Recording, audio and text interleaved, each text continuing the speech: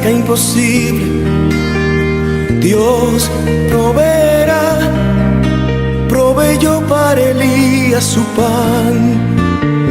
Dios proveerá. Espera, Dios proveerá. El justo por la fe vivirá,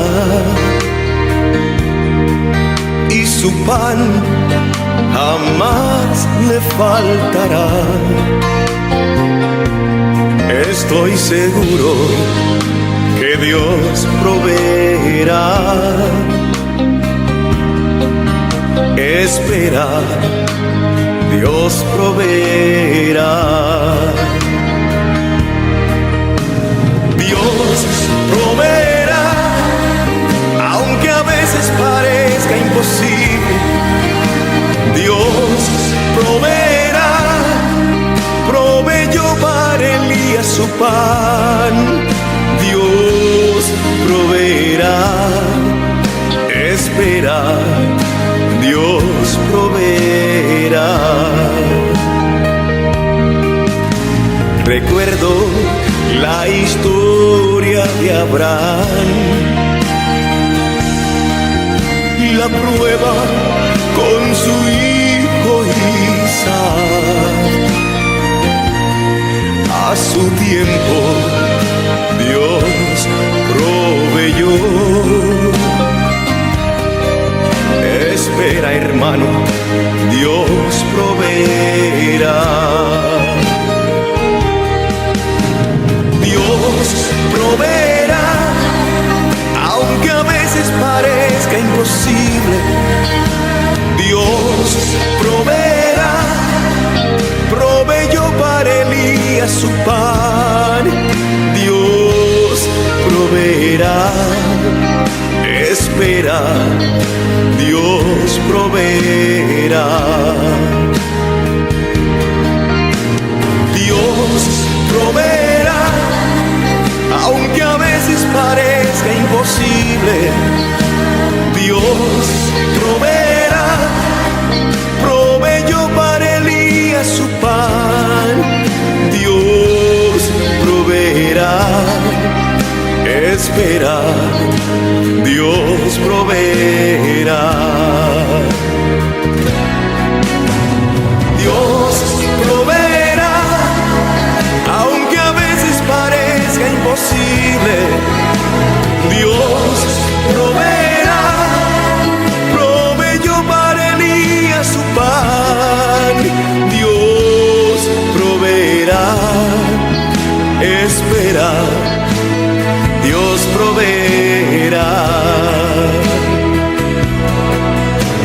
Dios proveerá, aunque a veces parezca imposible.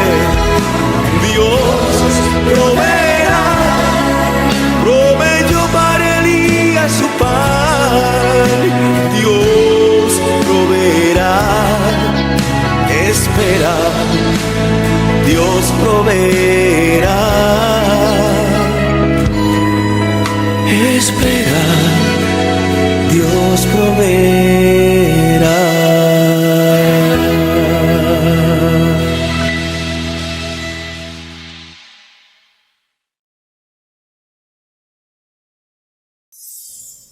It is with pleasure that I commend the Stewardship Congress of the Inter-American Division.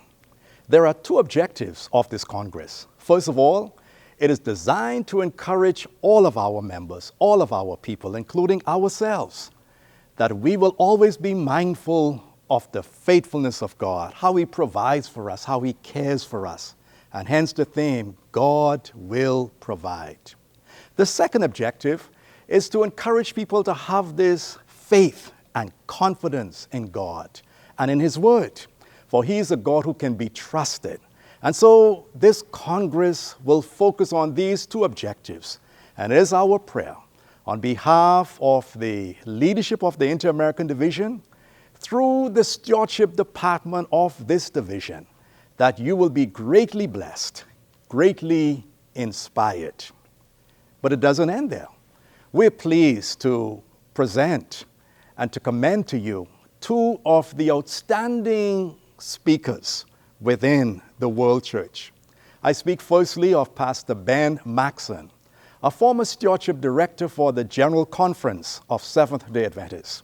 Though retired, with his wealth of knowledge and information, you will be greatly blessed.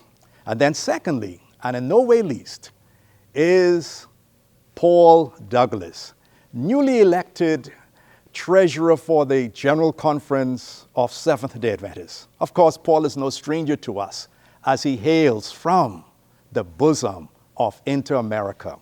And so you will be blessed by these two speakers. Paul, formerly heading GCAST, or the auditing services for the General Conference worldwide, he comes with a wealth of knowledge and experience. And so you are going to be thrilled and blessed and informed by these two powerful presenters. May God bless this Congress as we focus on His faithfulness, always remembering God will provide.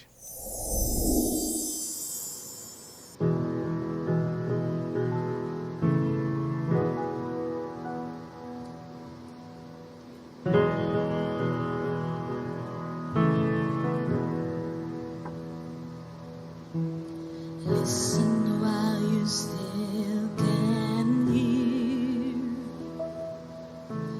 Listen while you still can hear the Master's call. The Master's calling.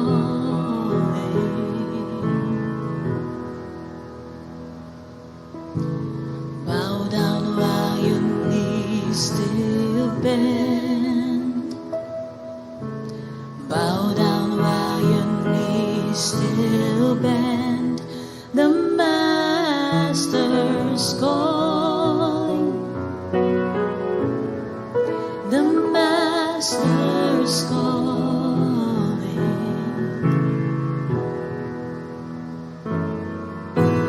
I don't wanna run or walk away from Him.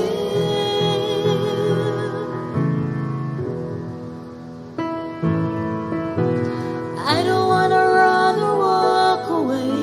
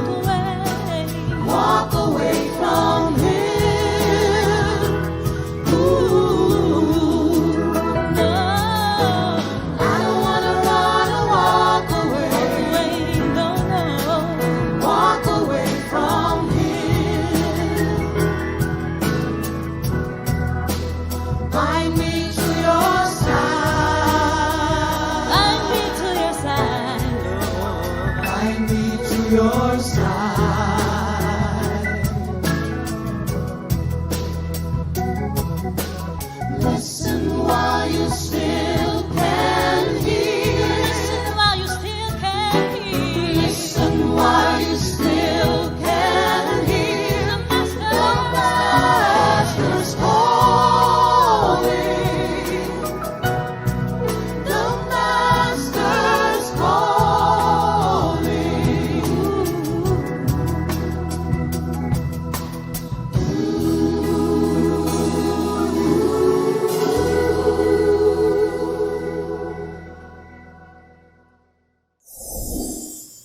What a privilege to meet you today in these different platforms and talk to you. I would like to bring to your attention a text found in the letter of Paul, the apostle, to the Philippians.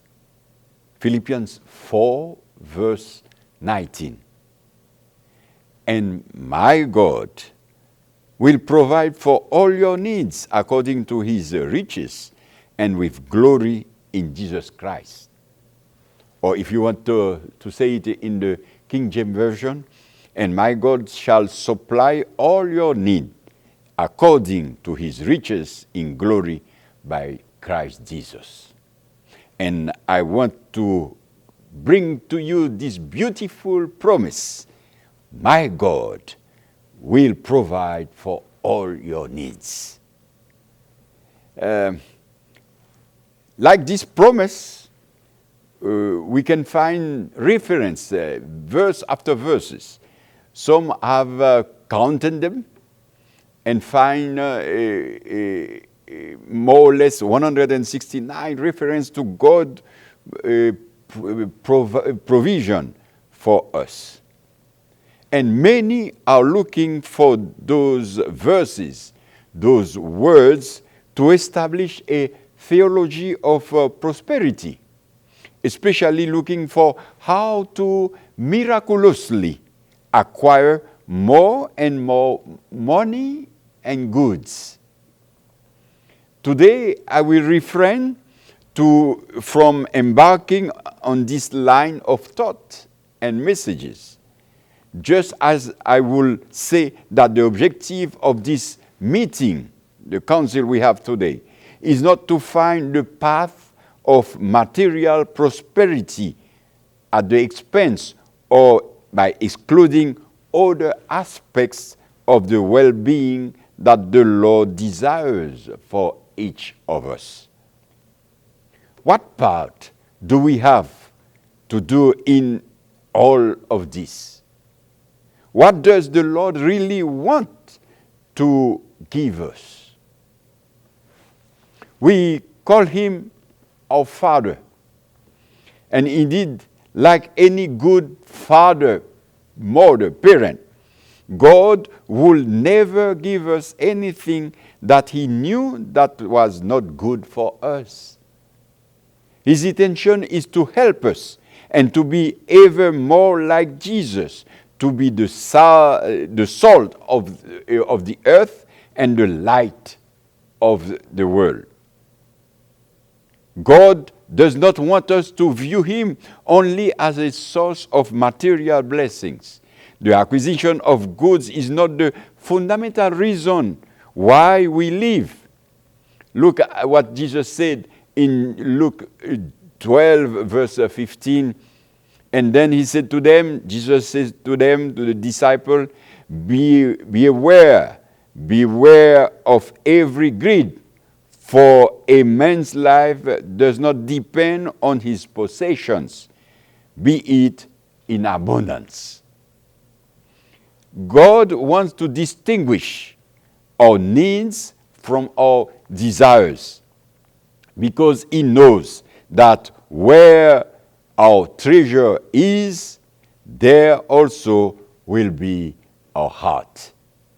He wants us to know that this world is not a home, and that we need, and what we really need during this time is to remember the eternal life to come. God cares about us in all our dimensions, body, soul, and spirit. And according to the infinity of facets of his nature, he provides for our needs in a way that goes beyond anything we can think or imagine. Like he said in Ephesians chapter 3, verse 20. We can trust his goodness. He guides us and takes care of us like a shepherd, better than we can do for our own. He allows us to develop a relationship, intimate relationship of obedience with him, to live for ourselves and to bring the others to quality of life. Like it described in Psalm 23, the Lord is my shepherd, I will not want. In our fathers, the prayer Jesus gives us, Jesus teaches his disciple to ask God to provide for their need. Each time we pray this prayer, we affirm our dependence on God. Give us today our daily bread. And Jesus will tell his disciple not to worry about what they will eat or what they will be clothed. The Father knows our needs. He wishes to make a covenant with us, and for this we must remain confident that he will provide for our daily needs. Seek first his kingdom and his righteousness. God is inviting you and me to go to him, to look for the goodness he has for us. And he is ready to help us, providing what we need for our daily life, the job we need, the health we are longing for. He is willing to give us wisdom to make a wise decision. He is willing to give you everything and abundantly. Just trust your Lord. What he is requiring only from you is that you come to him boldly and express, meditate, be with him, live according to what he wants you to live, to be, and enjoy all the blessing he has in nature, around you, family, etc., and the gospel in Jesus Christ. My God will supply all your need. Just trust him now, because he is the great God, the wonderful provider. Blessings to all of you. Dios proveerá, espera, Dios proveerá.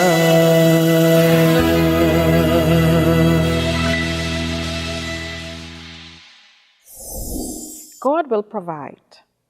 Our prayer focus at this time is for the leaders of the countries that make up the Inter-American Division. At this time, I will be praying for our leaders. Let us pray. Dear Heavenly Father, we thank you for the privilege that we have to pray on behalf of our leaders. We thank you, Lord, for the countries that make up the division territory. Though many, diverse, and scattered, we are so privileged and we are grateful for the members, the faithful members that make up, that live in these countries, those who are serving you and the communities. Dear Father, we thank you for the life that they are living. But dear Lord, with heavy hearts, we come at this time not just for them, but we come for the leaders who are leading out in these countries. Dear Lord, we know that there are many issues, there are many concerns that they may have. But we are so grateful that you are a God, you are a loving God. You're one who knows and you cares for each one of your children. Dear Father, we ask that you will help that these leaders will come to know and accept you as Lord. We ask that you would grant them knowledge, wisdom, understanding. Help that they will, as they lead your people, that they would realize that you are the great God. You are the one who knows everything. You are the one who can heal. You are the one who has the answer for every situation that they may have. Lord, help them to accept you as Lord and personal Savior. Lord, we also pray for stability and peace in these countries so that the members who are worshiping can worship in freedom, worship knowing that you are with them, that they are free to do what they want to do as it relates to serving you. Dear Lord, many are eager and willing to do your will. So we ask, Lord, that you would continue to be with them. Help the leaders that they will look to you, that they will accept you, Lord, and that each one of them will know that you are God and you are Lord. We thank you, Lord, for this prayer. In thy name we pray. Amen. Dios proveerá, espera, Dios proveerá. Hello, my name's Ben Maxson, and it's a privilege to meet with Inter-America through this virtual stewardship conference today. I was born and grew up in Inter-America. Born in Venezuela, grew up in Venezuela, Colombia, Panama, Guatemala. And then during my time at the General Conference, I had the privilege of visiting many of the countries in Inter-America. So I feel like I have roots in Inter-America, and it's good to be back with you, if only virtually. Let's begin our time together this afternoon with a word of prayer. Loving Father, we are grateful for the opportunity to know you. We are grateful for the assurance of your presence with you. And as we study the topic of offerings and offering plans, I pray that your Holy Spirit will guide us, that we will come to a deeper understanding of how offering can be a meaningful part of our lives. Bless our time together, I pray, in Jesus' name, amen. Well, folks, we're here today, and my assigned topic was how God provides through the offering plan. So we want to start by looking at a biblical story. In Mark chapter 12, we see a series of discussions and confrontations between Jesus and the Pharisees or Sadducees or the leaders, the rabbis, etc., in the Jewish culture.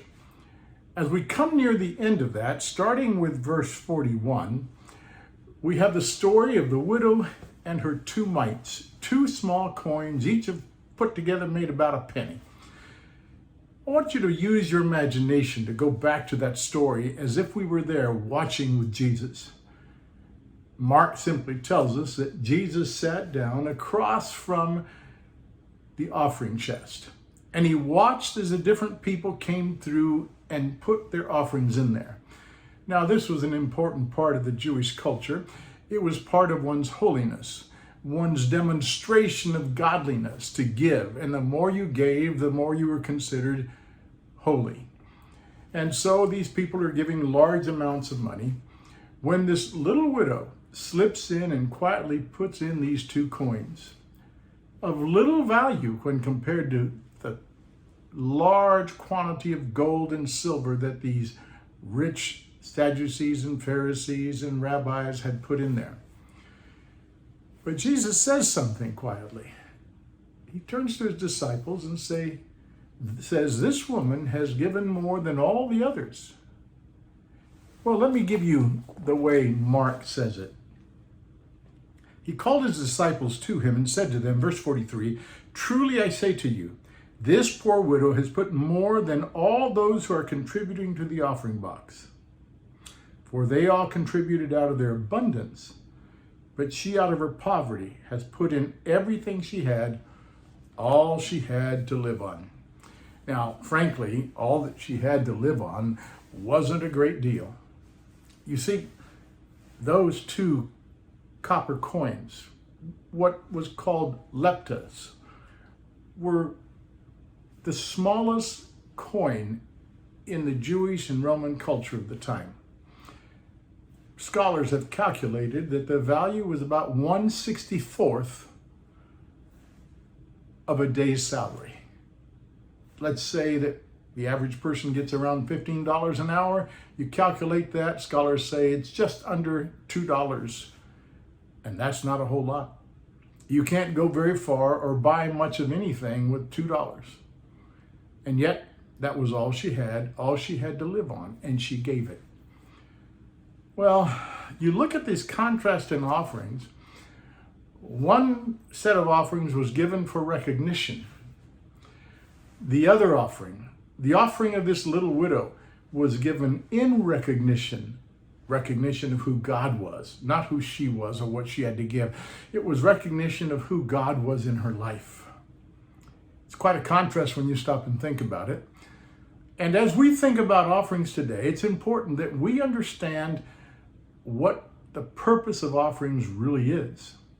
You see, God has given us 2 things to help us combat 2 of the most dangerous areas of our lives. 2 of the areas of our lives that compete with God for control and influence in our lives. The first one is time. And in that area, he has given us a Sabbath to remind us of who he is as creator and redeemer and sanctifier, and as a foretaste of heaven to come, as Isaiah says in his closing verses when he says, "From one new moon to another, one Sabbath to another, we will come together to worship God." The second area is the area of financial prosperity, material goods. There, Paul, writing to Timothy, says, "The love of money is the root of all kinds of evil." God, knowing the problem that it would make for us, that money would make for us, gave us a system of tithe and offerings as a spiritual exercise, a spiritual discipline that we would do every time we have an increase in our finances or in our material possessions. He asks us to recognize who he is in our lives with our tithe and offerings.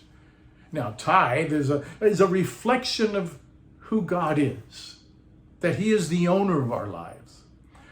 Offerings are a reflection of our attitude towards him, attitudes of gratitude and adoration to Jesus for what he has done for us and who he is. So we need to ask ourselves a question. How do we help people move to sacrificial giving? To giving like the little widow did, who gave everything she had to God? Or how do we ourselves move to the point where we give everything to God? Well, let me suggest, first of all, that we remember that he is the owner of everything. The psalmist says, "The earth is the Lord and all that therein is." That includes you and me. In fact, as I've worked with stewardship around the world and for many decades, I've come to realize that those who have the most money often are the ones who resist most the giving. They think they are the ones who have earned all this. Now, not everyone, but that's a common attitude. And so God has given us the tithe and the offering as a spiritual habit, a regular discipline to help us integrate God into how we manage all the material blessings he places in our hands. After all, they all do belong to him to start with. So we think about this, and we want to look at the offering plan that God has provided. Now, we need to ask ourselves a couple of questions. First of all, what is an offering? Where do the offerings come from? How did they start?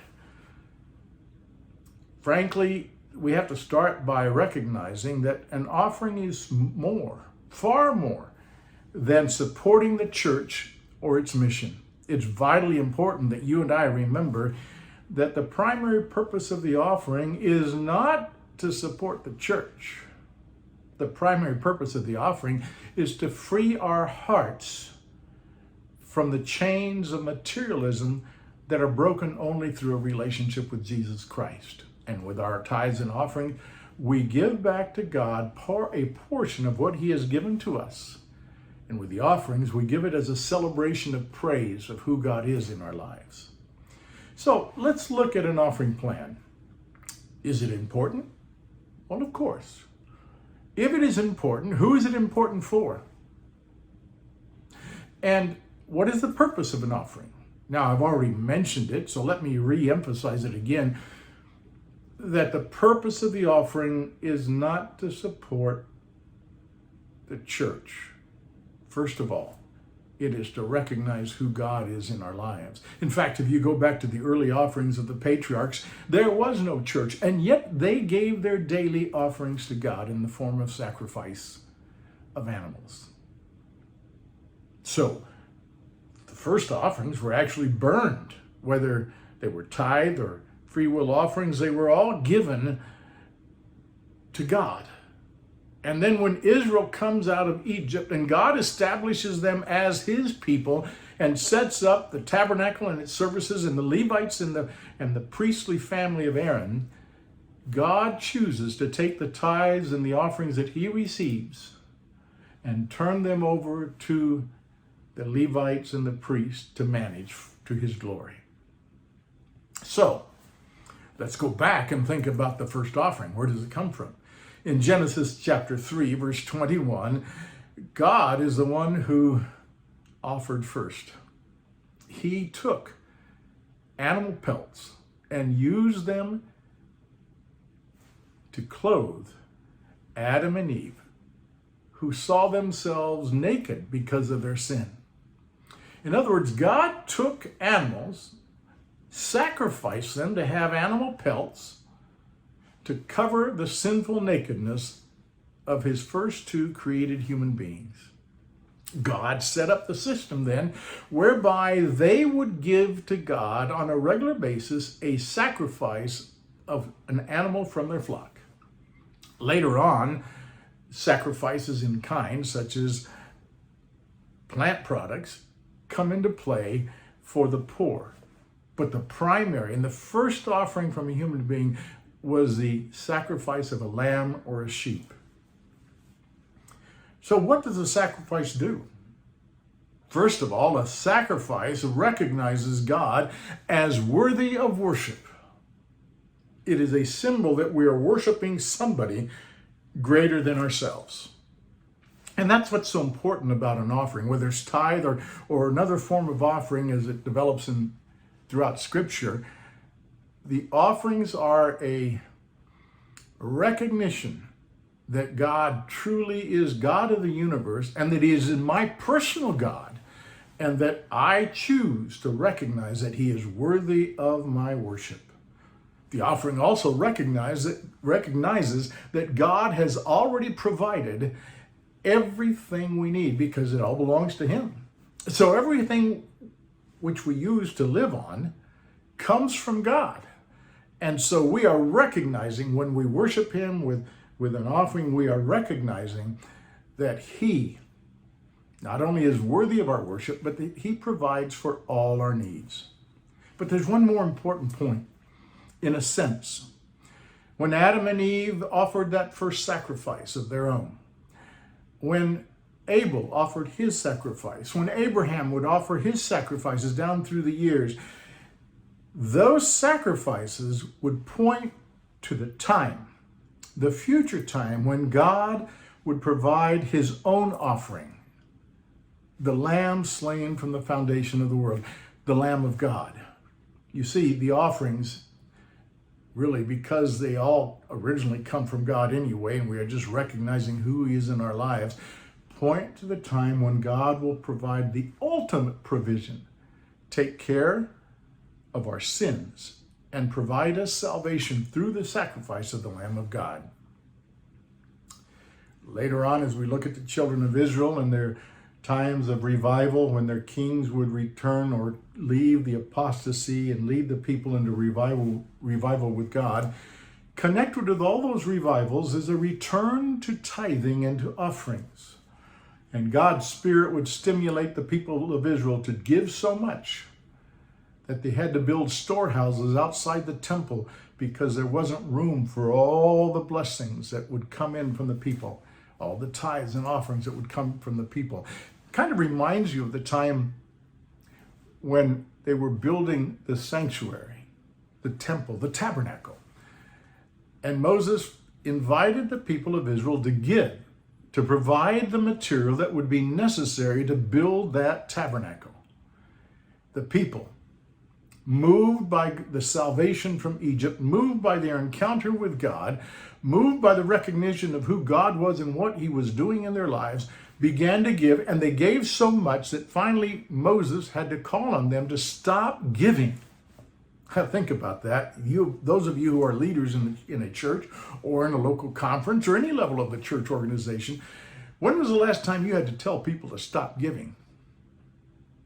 Could it be that the manner in which we ask for offerings, where we are trying to promote the programs, the structure of the church, where we are trying to talk about the needs of the church, lead people to think that they are the ones who support the church, where a true offering system recognizes that God is the one who supports his church, and he does so by blessing us, his people, with material possessions for us to use for our livelihood, for our families, but first of all, to recognize who God is in our hearts and lives. Think about it for just a moment. When was the last time that we as a people called for an offering by asking people to simply remember who God is in their lives and what he is doing on a constant basis, and to return to him the tithes and offerings as he has guided us? Well, you say, well, that all sounds good, but what about the offering plan? Now I realize that in most of Inter-America, there is the one offering plan, and that's fine. There's nothing wrong with the one offering plan, unless that's what we depend on. You see, the offering plan is just a simplified form to help our church members and our leaders administer the needs of the church by having one offering that is divided into all the different categories, starting with the local church and going on through to the conference. The tithe goes all to the conference, and then a portion of it goes on through to the union, the division, and then the general conference. And then parts of it come back to help support different parts of ministry around the world. But as we think of an offering plan, a one offering, that's fine. No problem with that. But maybe it would be helpful if we looked at 2 Corinthians chapter 9, where Paul gives us guidance on offerings. Now, in 2 Corinthians chapter 9, we are dealing primarily with the offerings for the poor in Jerusalem. Paul is writing to the Corinthians, asking them to remember the offerings that he is appealing for, which will help the poor in Jerusalem, and he's sending individuals to come and collect the offering. But in chapter 9, here in 2 Corinthians, Paul has some specific guidance of what he wants us to do and how he wants us to deal with that. Now, I want you to think for just a moment. If you were calling for an offering or asking people to prepare their offerings, what would be the first thing you would say to them? The way I am used to doing it, used to watching the church do it, is we name the need, what the offering is going to be used for. And we emphasize how needed it is and how it will help finish God's work. And then we invite people to give.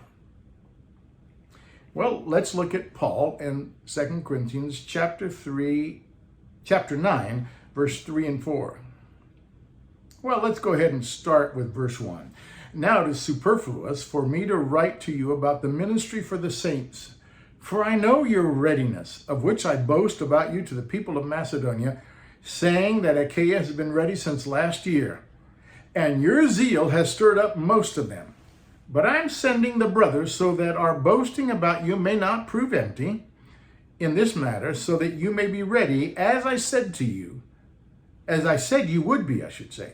Otherwise, verse 4, if some Macedonians come with me and find that you are not ready, we would be humiliated, to say nothing of you, for being so confident.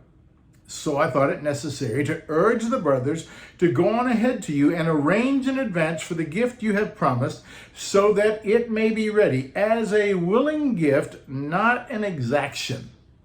Well, let's look at that first point we need to recognize in verses 3 and 4. Offerings are to be intentional. They are to be planned. I don't just respond to the urging of the offering appeal. That's giving based on our feeling of the need or how important that need may be in our lives or our minds. And I've heard all kinds of those. I've heard of churches who have said, if we don't raise more offerings, we'll have to close the church school. Or, we don't have enough money to pay for the electricity. Or, we can't provide for the maintenance and the upkeep of this church. But a needs-based giving is not a planned giving. It's an impulsive giving. Somebody has to convince me that the need is really important and that I need to do something about it. See, Paul, when he's writing to the Corinthians, he's emphasizing that they had already made a commitment. As we look at this, Paul is emphasizing that he has already talked to them about the offerings and that he wants them to start planning now, to be intentional about their offerings, so that when the two brothers who are being sent to collect the offering, they will be ready to give. So let's go back to 2 Corinthians chapter 9 and continue to study what Paul has to say about the offerings. 2 Corinthians chapter 9. The first point is planned and intentional. That's why I'm not comfortable with just saying, well, there's a one offering plan and everybody just needs to give that amount. Because there's no careful praying and thinking through about what is it that God wants me to give. I don't have a problem with using the intentional aspect of the one offering plan to help cover all the needs of the church. It really simplifies some of the things that are hard to understand in the system of financing of the church. So that's fine. But what's important is that we plan ahead. Then we go to verse 5. Notice what Paul says here. So I thought it necessary to urge the brothers to go on ahead to you and arrange in advance for the gift you have promised, so that it may be ready as a willing gift, not as an exaction. I like that. The word in the Greek there for exaction actually is talking about greed or covetousness. In other words, present it as a willing gift that comes from our heart, celebrating who God is and what he's given to us, and return to him in a way that comes from a willing heart and is not wanting to get more. One of the ways we have used in the past to try to encourage people to give is going to Malachi chapter 3 and exploring what Malachi says about Israel robbing God from their tithes and offerings, and then inviting them to return their tithes and offerings and check and see if God will not open the windows of heaven to pour out blessings that we will not be able to contain them all. Too often we've used this as a way to try to manipulate people with greed, that if they will give enough, God will give more. It's really our own form of a prosperity gospel. It's saying God will bless us according to what we give. And so we come up with the idea that God's blessings are dependent on our tithes and offerings. But in other words, tithes and offerings precede the giving of our offerings and tithes. I'm sorry, tithe and offerings precede the receiving of God's blessings. And I'll think about that for just a moment. If you had nothing to give, if you had not received God's blessings, what would you have to be able to give in the way of tithes and offerings? You see, the only way we can return tithes and offerings to God is when we recognize that He has already blessed us materially, and from those material blessings return tithe and offerings to God. Then we can truly enjoy the blessings of the material possessions and the income that He's provided for us. So, a third point out of 2 Corinthians chapter 5, a key principle in the idea of tithes and offerings and having a plan of this, we find in verses 6 and 7. The point is this, Paul says, whoever sows sparingly will also reap sparingly, and whoever sows bountifully will also reap bountifully. Each one must give as he has decided in his heart, not reluctantly or under compulsion, for God loves a cheerful giver. In other words, God wants us to give bountifully from the bountiful blessings He's given us, not wishing we didn't have to give. Elder Mel Reese, the father of Seventh-day Adventist stewardship, used to tell the story of a secretary in the conference office that one day he was back in the workroom where the secretaries were dealing with the paperwork and producing materials for the churches in the conference. And this lady opened her envelope with her salary check in there, and she made the statement, "I hate to give my tithe." Mel Reese said, "Well, why do you hate to give your tithe?" "Because I think of the nice dresses I could buy. I think of the nicer car we could drive. I think of the times we could go out to eat if we didn't have to give God that 10%. This lady, or I say Mel Reese, responded to this lady by saying, "Well, then don't give it." "Oh, I can't do that. I'm going to tithe if it kills me." Now, that's the kind of giving that Paul is writing against. It should not become because we feel compelled by God that we have to do this. In fact, when we truly understand and recognize God as our Savior and Redeemer, our Creator, and the one who is promising us a home with Him, and right now walks through our lives and helps us walk with Him in everything that we do, that relationship responds naturally by wanting to celebrate with God the blessings that He gives us on a regular basis. And so tithing and offerings are simply an act of joy responding to the relationship with God, not some kind of compulsion. Now, there's one other point in these same verses. Each one, verse 7 says, each one must give as he has decided in his heart, not reluctantly or under compulsion, for God loves a cheerful giver. Now, the point here is that I don't have the right to tell anybody how much they should give. Some people may only be able to afford a small percentage for their offerings. Others may see that God has given them so much more, and they will give a larger percentage of their income as offerings. Now, the tithe is automatically set as 10%. And I know that the church has often said that 10% tithe and a second tithe for the offering plan. However, there are some of our members who cannot give a second tithe, and yet they feel compelled to. And there are others who could give far more, who feel satisfied with just an extra 10% in the way of offerings. I know individuals,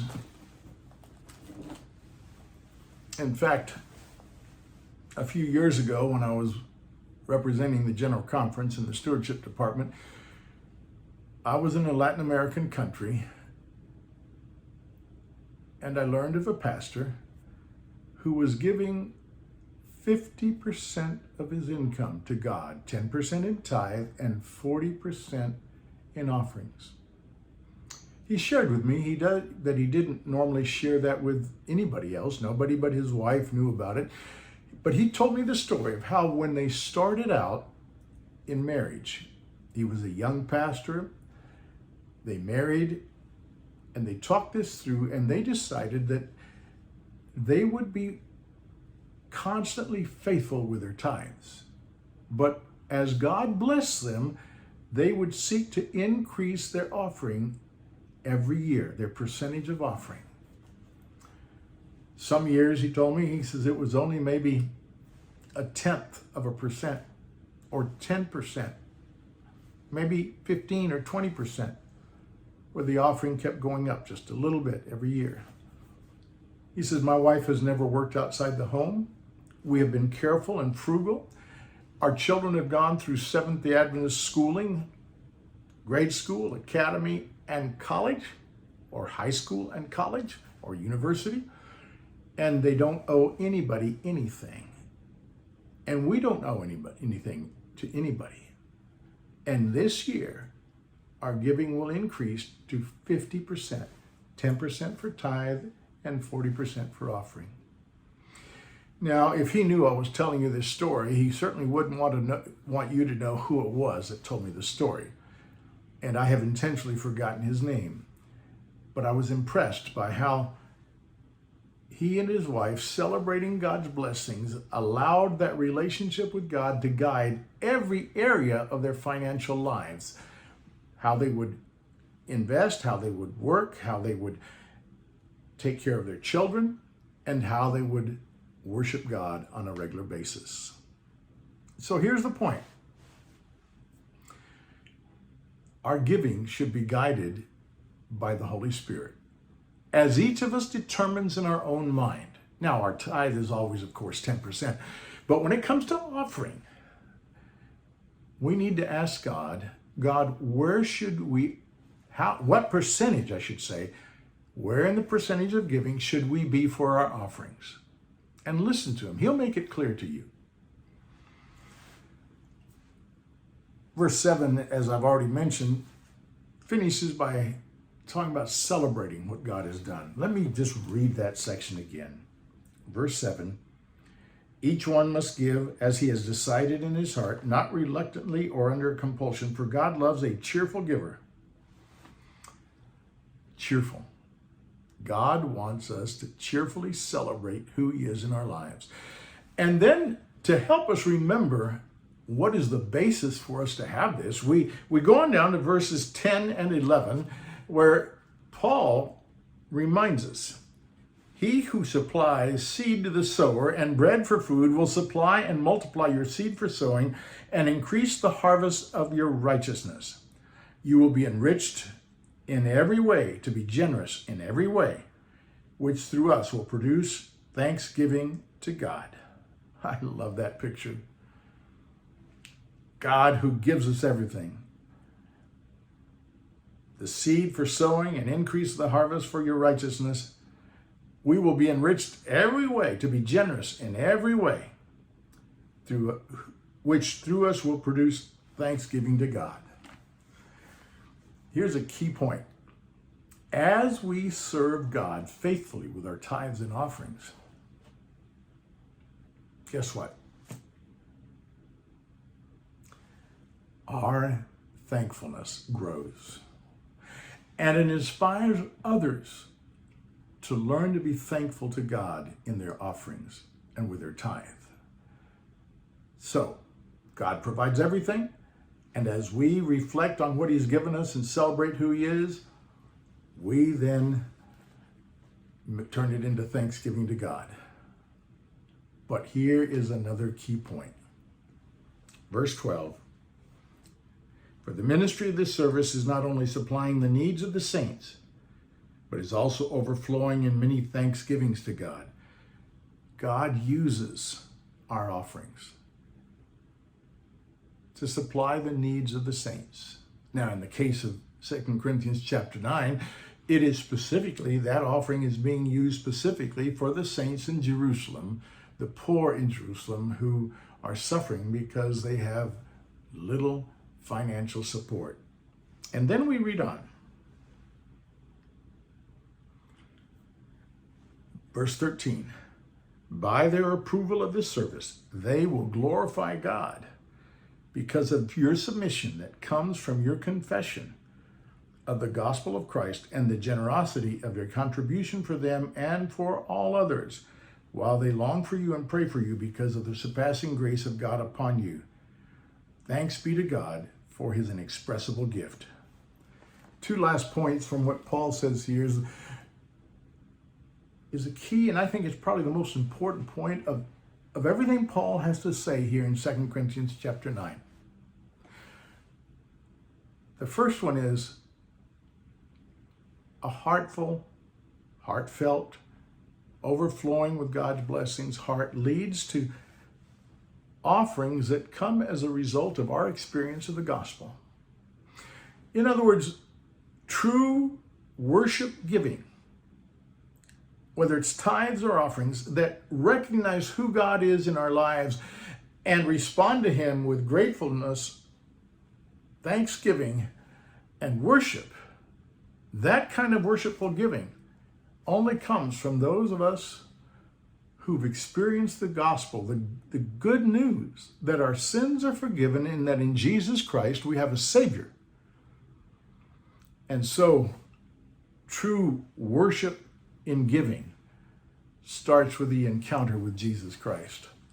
You know, it makes sense. It may be, who knows, it may be that the lack of the experience with Jesus is the cause behind all the wrong forms of giving. So, how does this work in our lives? Well, during the years of traveling all over the world, visiting all kinds of different cultures, I came to realize that in every culture, and in every religion, offerings are connected with worship of one's God. Whether it was India or Africa, Europe or South America, didn't matter. There is something natural about when you come to worship God, you bring some kind of offering, and the giving of that offering reflects the God you worship and the way in which you worship him. I'll never forget, as a young high school student, visiting the mountain village of Chichicastenango in Guatemala. And it was All Saints' Day. And the plaza was packed with people, all kinds of people. And there were these witch doctors dressed in their little black suits that were worshiping there in front of the church there on the plaza, and in the church on the plaza with cans of incense censers. And then a short while later, I saw them worshiping on a mountaintop where there was a stone altar and a pagan god, and they were offering sacrifices to that god. You see, it is easy to be confused about who your God is and who you give to if you don't know Jesus. And the vital part behind everything I'm saying today is you can't really give to worship God if you don't know Jesus. I'll give you another example. I had the privilege of visiting a little Adventist village back in the jungle of the island of Guadalcanal in the South Pacific. And it was a high day. They were celebrating the fact that they had representatives from the conference, the union, the division, and the general conference there. And it was a great worship time. And then they took me back behind the end of the church where there was a little thatched hut maybe 2 or 2.5 meters square, sitting about 1.5 meters off the ground, and it had an open doorway. And when I looked inside there was produce from the land, some sweet potatoes or yams, and other things that had been harvested from the ground. And the head elder and the treasurer told me, that's our tithe. See, that little structure was what they called their tithe house. And because in that little village of Ariacatiki, very few people have any financial income throughout the year, they don't have much to give in the way of finances. But they live off the land, and they recognize that everything they harvest from the land is a blessing from God, and they joyfully place their tithes and offerings in that tithe house.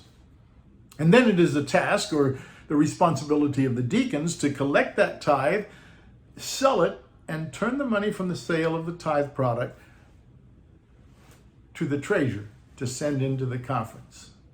And with pride, she showed me how she carefully keeps the record of all the tithe that comes in and what she sends to the conference.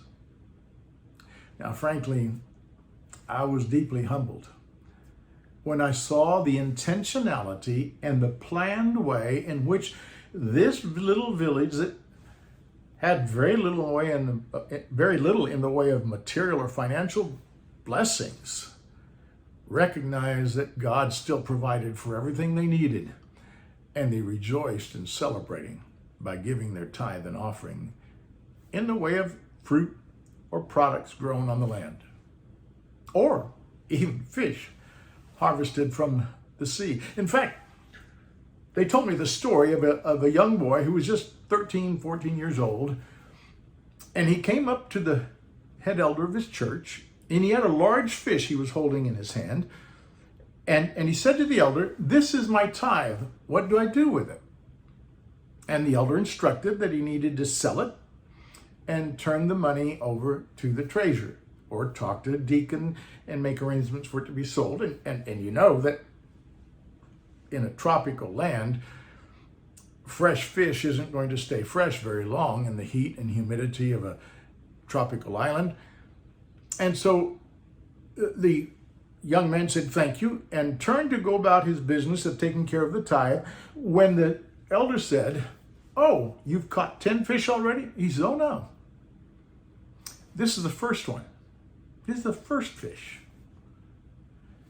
After I take care of this as my tithe, I'm going to go back and get the rest of them. They're still in the ocean." Frankly, I was humbled when I heard of the faith of this young man who would put God first and give God the first fish that he'd caught, and then go back and rejoice in the rest of the blessings God would give him. There's one more story I need to tell you about. This was in Russia. It was the first time I visited Russia, only a few years after the downfall of communism and the opening of the country and the culture to allow Christianity to be preached and Adventist pastors to preach. And of course, since I don't speak Russian, they gave me a translator. And my translator was a humble little lady. She spoke excellent English. She had spent her working life translating and writing propaganda documents for the communist regime. And then she had retired, and then she heard the gospel. She heard the story of Jesus, and she heard about the Sabbath, and she began to walk with Jesus and chose to be baptized. And when the division there was looking for a translator, they discovered that this little lady, humble little lady, just a little short lady, not very tall, had excellent English and could translate from English to Russian with great skill. And so they hired her on a part-time basis as a translator. Now, her income as a translator there in the division in Russia was not a great deal. But after she'd heard me preach on stewardship 2 or 3 times, and after she'd translated for me, we got back in the car one evening as the driver took her home and then took me to the place where I was staying, the hotel where I was staying. She turned to me and she says, Pastor Ben, I've been listening to what you've been teaching. And I want to tell you that is absolutely true. Absolutely. Everything that you've taught is true. She said, I'm a poor widow. My husband is gone. My son lives on his own and doesn't need me anymore, so I live alone, and my needs aren't very much. And I love God so much that not only do I give him a tithe, but I give him everything I possibly can in the way of offerings. And because my life is so simple, I return to him 10% tithe and 40% offerings. I just celebrate God's goodness every time I get a check. Frankly, in that moment, tears came to my eyes as I listened to this lady talk about her relationship with Jesus and her passion for him. She went on to tell me that she lives in a small apartment, just basic furniture, no TV. In fact, she said, somebody offered me a TV, but because I don't have enough income to tithe on the blessing of the TV, I declined the TV because I would have to take money that's already planned for God and use it for tithe on the TV. Now, I'm not saying that's what we ought to do. What I'm saying is that this lady impressed me with her conviction and her humility, her desire to know and love God in a way that would just absolutely reflect what he means to her. So as we come near to the end of this time together, I want to ask you a question. Perhaps the key question behind everything that I've said today. The first one is, what kind of offerings do you want? What kind of offerings do you want? Do you want to give yourself? And if you're a leader in a church or in a conference or some part of the church structure, what kind of offerings, what kind of lifestyles do you want to have in your own life and for the people with whom you minister? So what kind of offering do you want? Do you want the one that's forced from a sense of guilt or manipulation? An offering that is duty-driven, it's because I love God and because God has blessed me, it is my duty to give back? Or what about need-driven offerings, where we paint the picture of the need in as clear and dramatic way as we can so that people will respond to the need and to the absolute need of that moment and that specific project or offering or tithe? Or do we want our offerings and the offerings of those with whom we work, to whom we minister, do we want those offerings to be a result of worship and praise? Do we want those offerings to reflect our relationship with him and to strengthen our relationship with him by reminding us every time we have a material increase, some kind of income of money or material possession, reminding us that it all belongs to God in the first place? And when you think about that, if it belongs to God, what are we giving him? You see, we're just returning to him part of what is already his as a tool that God has given us to systematically, intentionally, and in a planned way worship Him, so that our lives in every area, including the difficult area of finances, would reflect hearts alive and full of celebrating God's goodness to us, recognizing His blessings, and using the tool of offerings and tithe that He's given to us to help us remember who we are and who He is. After all, He is Lord of Lords and King of Kings. He is God. He is ruler of everything. And He is your friend. And He wants you to walk with Him in every part of life, including your financial life. So, as you go forward, as you teach others, as you share with others, whenever you deal with an offering, remember this. It's God's gift to you and to me to help us remember that everything belongs to Him, and we have the blessing of using it, managing it to His glory, and allowing it to help us walk even closer to our God.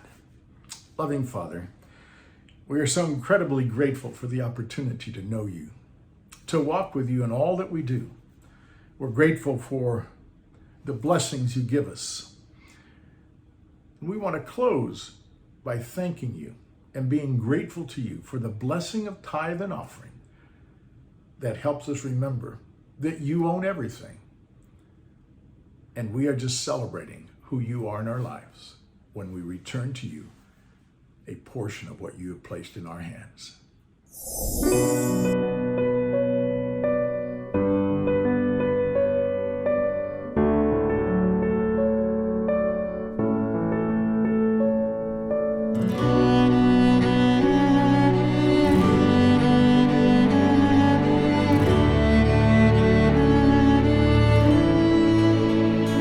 Ya se han roto las cadenas del pecado y su condena, pues mi Cristo en una cruz pagó el precio. Tomó un nuevo cauce del agua cristalina de mi vida, pues hoy fui purificada con su amor. Soy libre, soy nueva criatura, mis heridas se curan y la pena se desvanece. No hay nada que pueda apartarme de su santa presencia y su dulce paz. Soy de Jesús, soy de Jesús. Hoy me siento renovada, nuevas fuerzas, nuevas ganas de gritarle a todo el mundo mis palabras.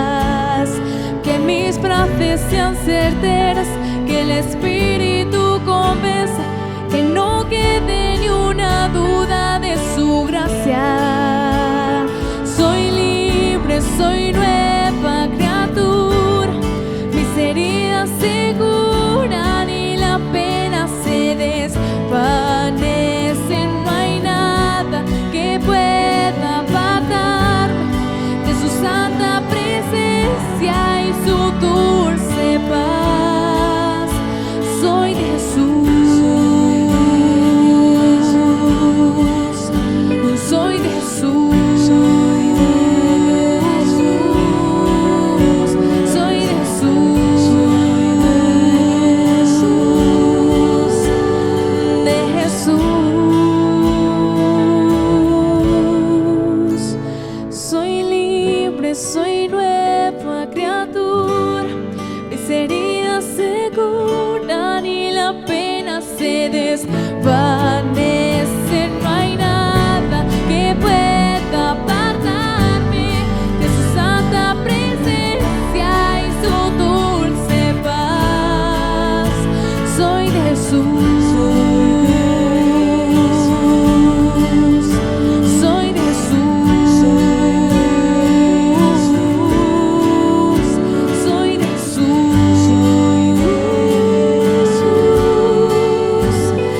de Jesús.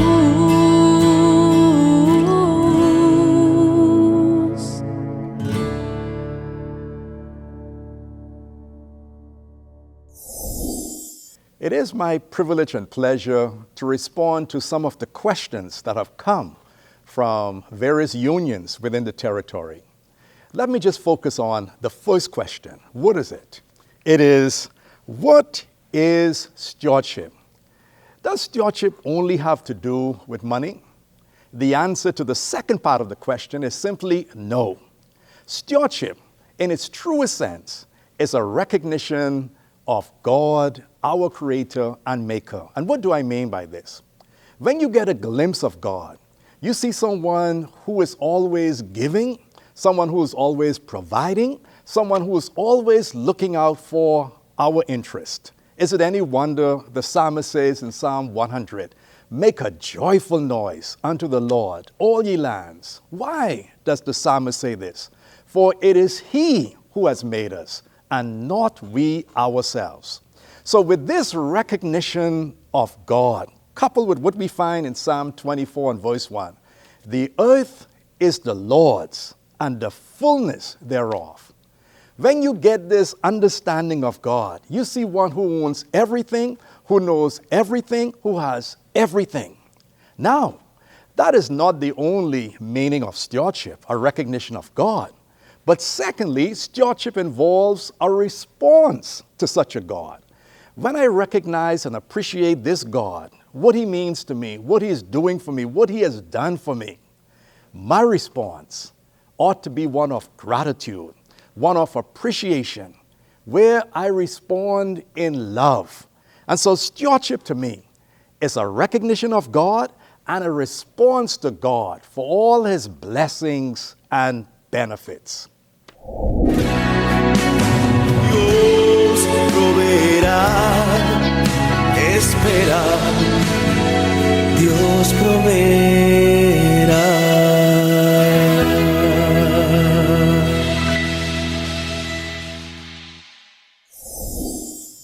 Another question that I've received from one of the unions in our division is this question: should I return tithe on my gross income or on my net income? A rather interesting question. Well, when you look at God and appreciate what He has done for you, in John chapter 3 and verse 16, the Bible tells us, "For God so loved the world that He gave His only begotten Son, that whosoever believeth in Him should not perish but have everlasting life."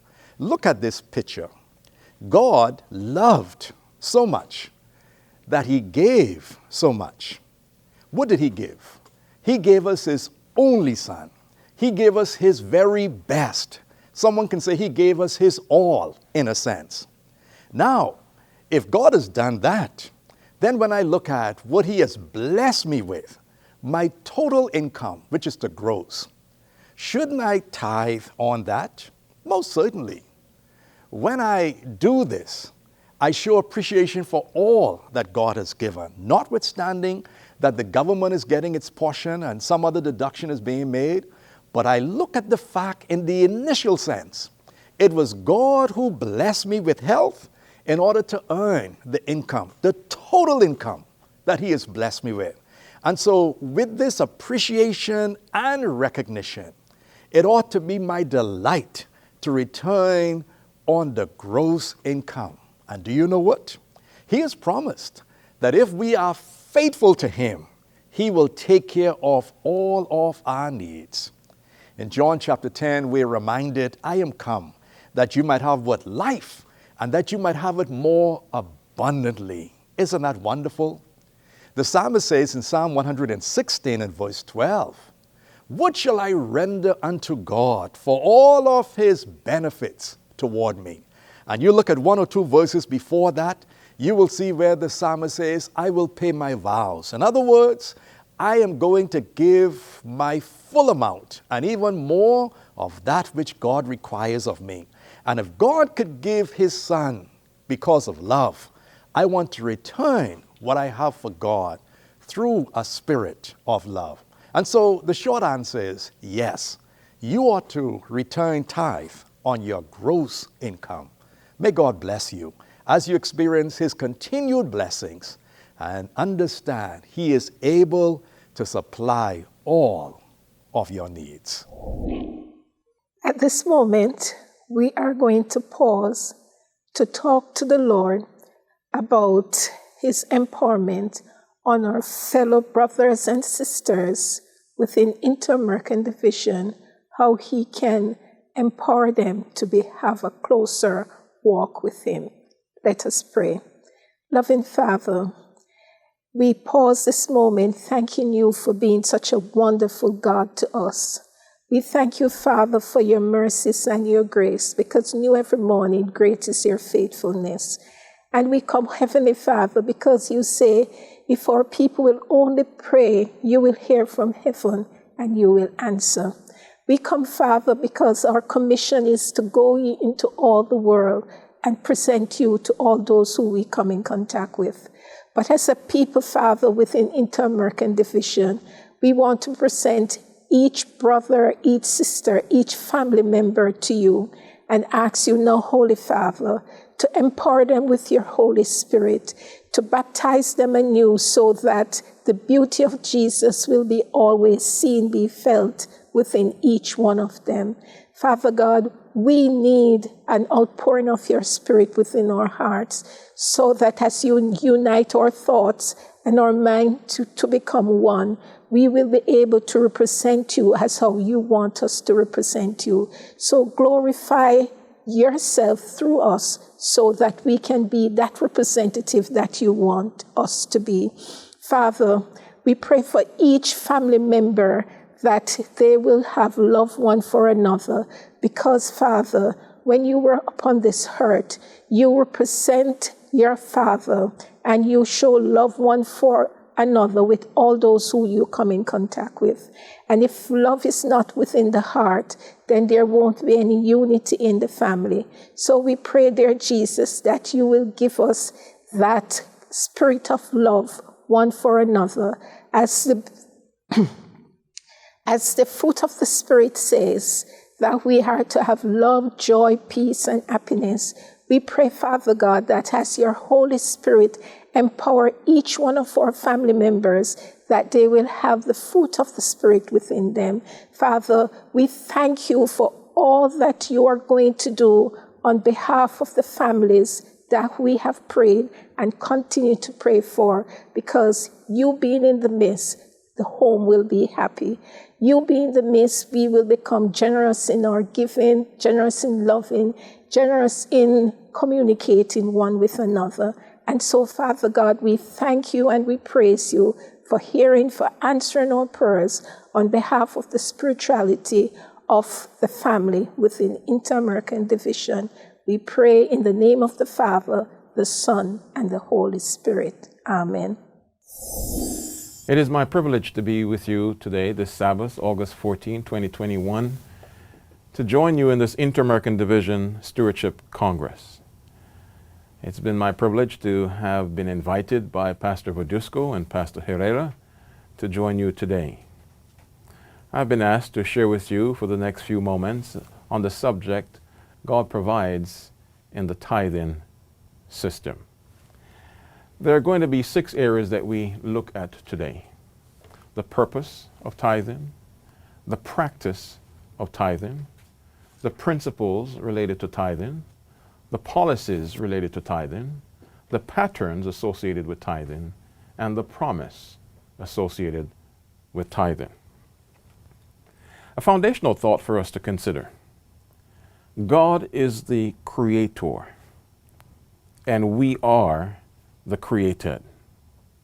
God is the owner, and we are the stewards. And tithing then is our expression of these facts. God is the creator. We are the created. God is the owner, and we are the stewards. And again, tithing is our expression of these facts.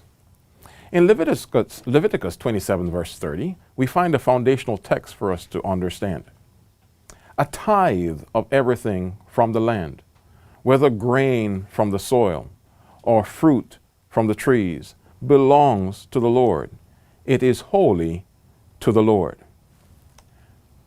And Ellen White speaks to us in Testimonies to the Church.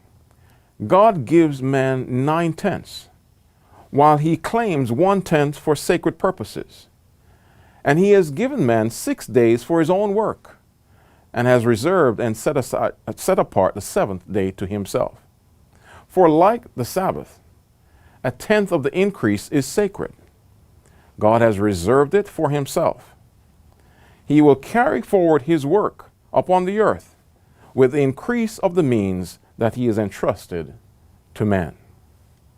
And as we look at that foundational text and that thought from Ellen White, 2 themes emerge. Or the tithe belongs to God.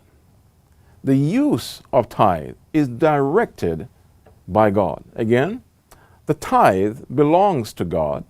The use of tithe is directed by God. And those are premised on a covenant relationship with God. A covenant relationship where we are obedient to God in returning what is his, and he blesses us. A covenant relationship with God when we are obedient to him, he blesses us, but he also blesses others as he directs the use of tithe. So now let's look at the purpose of tithing. And there are 3 areas that we're going to highlight today. 1, tithing allows us to situate God as first place in our life. Not second, not in a peripheral place, but as first place in our life. Tithing also allows us to surmount our desires of selfishness. That innate desire in us to be selfish. What is mine is mine. What is yours is mine. What is God's is also mine. But tithing allows us to surmount our desires of selfishness. Tithing also allows us to support the gospel ministry. 3 principles, 3 purposes of tithing. Situate God as first place in our life, surmount our desires of selfishness, and support the gospel ministry. So we have looked at the purpose of tithing. Now we'll look at the practice of tithing. And some may say, well, this is an archaic principle, an archaic law from the Old Testament that has no bearing on us today. But as we look at the practice of tithing, it existed even before the Israelites. Abraham and Jacob, in Genesis, you'll find that they themselves engaged in the practice of tithing. Jesus Christ, when he lived on this earth, he endorsed the matter of tithing. As he spoke to the Pharisees in the temple, he had said to them in Luke and in Matthew, as is written in those Gospels, that you are so diligent in your tithing and you forget the other elements of justice and how you love God and love God's people. And he closes out his admonishment of the Pharisees by saying you need to do both, to tithe as well as to love and to have justice and mercy towards God's people. Then the Apostle Paul in Corinthians, in his letter to the church at Corinth, he spoke about tithing as well and explained how tithing needs to be used to support the gospel ministry as they were in the early church and trying to spread the gospel to the world known at that time. So tithing existed before the Israelites. It was endorsed by Jesus Christ and it was expounded on by the Apostle Paul. But tithing has also been embraced by the Christian church. Not only the Christian church, but our Seventh-day Adventist church, as we have looked through the scriptures in our Bible and as we have understood the counsels of Ellen White, we recognize that this is a gift from our God, the tithing system to be able to support the gospel ministry of the church. We have looked at the purpose of tithing. We've looked at the practice of tithing. Now let us look at the principles related to tithing. And those principles are, and these are timeless principles. God owns the tithe. God owns the tithe. He is the creator. He is the creator. We are the created. God owns the tithe. God directs the use of the tithe. And God establishes a system for collecting the tithe, a central storehouse, a place where it should be collected and then distributed for the purposes for which He directs. And finally, God expects everyone in every time to tithe. Tithing is not something that is just relegated to a particular culture or a particular point in time or to a particular class of people. Tithing is for everyone and in every time. So again, those principles of tithing, God owns the tithe. God directs the use of the tithe. God establishes a system for collecting tithe. And God expects everyone in every time to tithe. So we have looked at the purpose of tithing, the practice of tithing, the principles of tithing, and we'll now look at the policies related to tithing. In the Seventh-day Adventist Church, there are several policies that the church uses and is guided by each and every year. And there's a particular section in the General Conference Working Policy and in all the policies throughout our church that is related to the use of tithe, the receipt of tithe, the sharing of tithe, and the reporting of tithe. And in the section on the policy that relates to receiving tithe, the expectation is that the local conference is the storehouse where tithe should be received. It comes through the churches, and the churches remit this tithe to the storehouse, which has been identified as the local conference. So that's in our policies that we have voted, and we have embraced, and that is what we practice. But also in these policies is how we share the tithe at the different levels of the church, at the local conference, at the unions, at the divisions, at the general conference, the 4 levels of the church, how we share the tithe to support the gospel ministry. And those policies also continue to highlight and identify how tithe should be used, as well as how tithe should not be used. And later I'll share those policies in more detail as to the use of tithe, the permissible use of tithe, and the impermissible use of tithe. Then the policy finally talks about a report to ensure that every pathway or every stop along the way, from the local church to the local conference to the union to the division and the general conference, the sacredness of that tithe is retained. And it is important then for us to report on what was received, how it was used, and has it been used within the context of our understanding of how God directs the use of tithe. But let me share with you what the policy says on the permissible uses of tithe. Tithe can be used for pastors and evangelists and ministers, also for soul winning support, for literature evangelists, evangelistic activities, evangelistic equipment that supports those evangelistic activities, auditing costs, as well as Bible and religion teachers, retirement costs for those who are involved in soul winning activities, housing for personnel, subsidies for school in a very limited way, missionaries that go across the world to share the gospel to every kindred, tongue, and people, and then mission outreach related organizations. So those are the permissible uses of tithe that have been documented in our policies for our church. Now, in that same policy, there are some uses of tithe that are not allowed.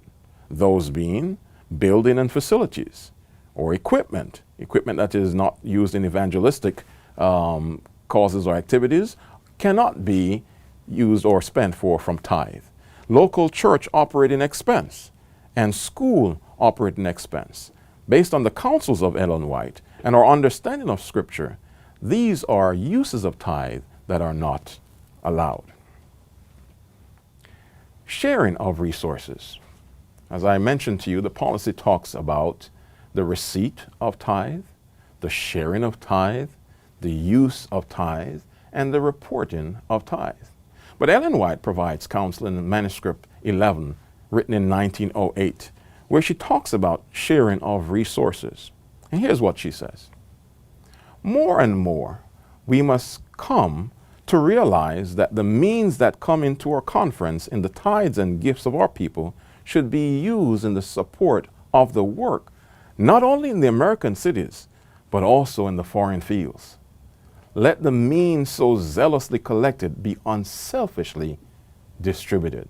She wrote that in 1908, and our church has embraced this understanding of sharing resources. The storehouse, the local conference. Some is shared with the union, some is shared with the division, and then some is also shared with the general conference for supporting the gospel ministry.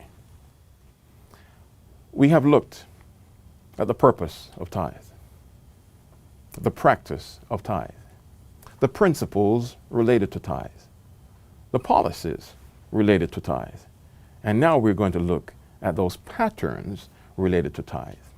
And over the next few slides, I'm going to share with you patterns over a 20-year period as it relates to the receipt of tithe in our church.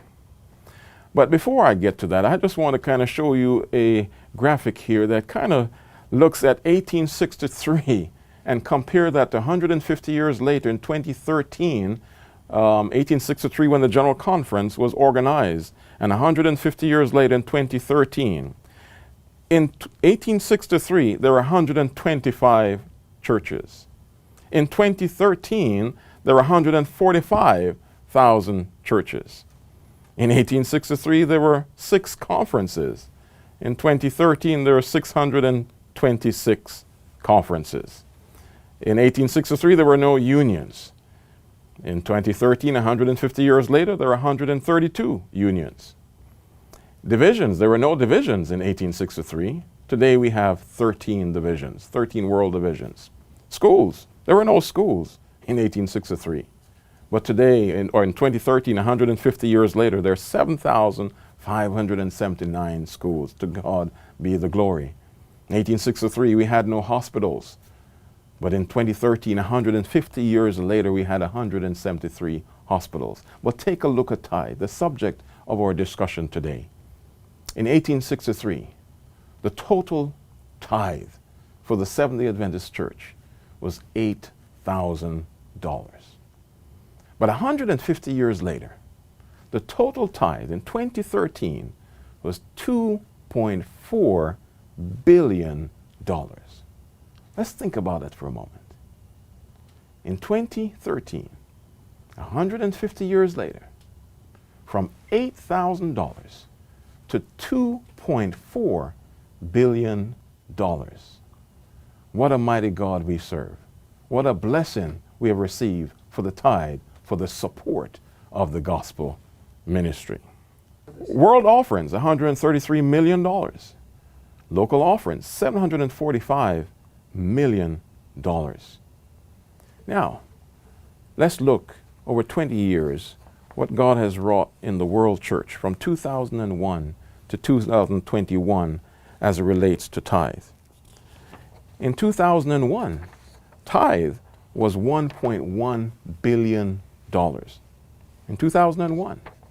But in 2021, global world tithe was $2.3 billion. At some point in 2018, it actually went up to $2.5 billion because of the economic crises, and lately in 2020, because of COVID and the pandemic, there has been a dip in tithe, and now tithe is at $2.3 billion. And we're in Inter-American Division right now, so the orange line, and the orange part of this graphic, as you will see, will notice that Inter-American Division in 2001 contributed to the world tithe of $120 million. But in 2020, that contribution was $235 million.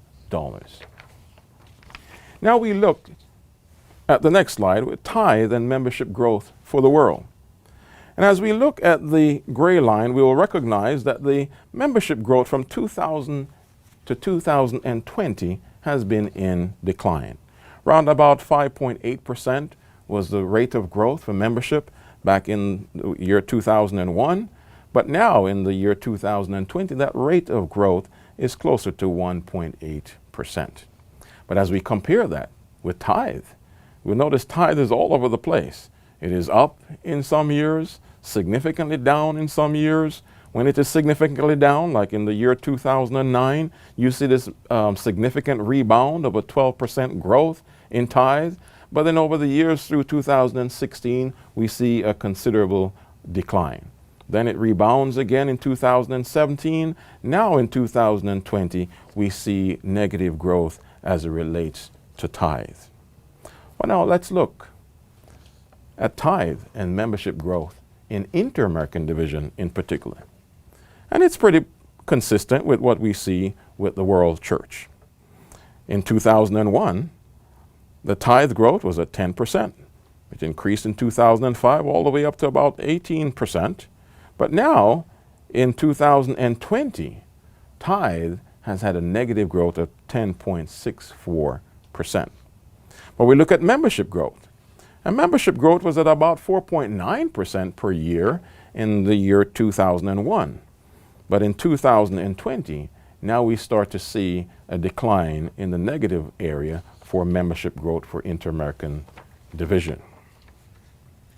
What about tithe per capita? That's the amount of members or the amount of tithe that is received by the World Church or an Inter-American Division for this case, and divide that by the amount of members.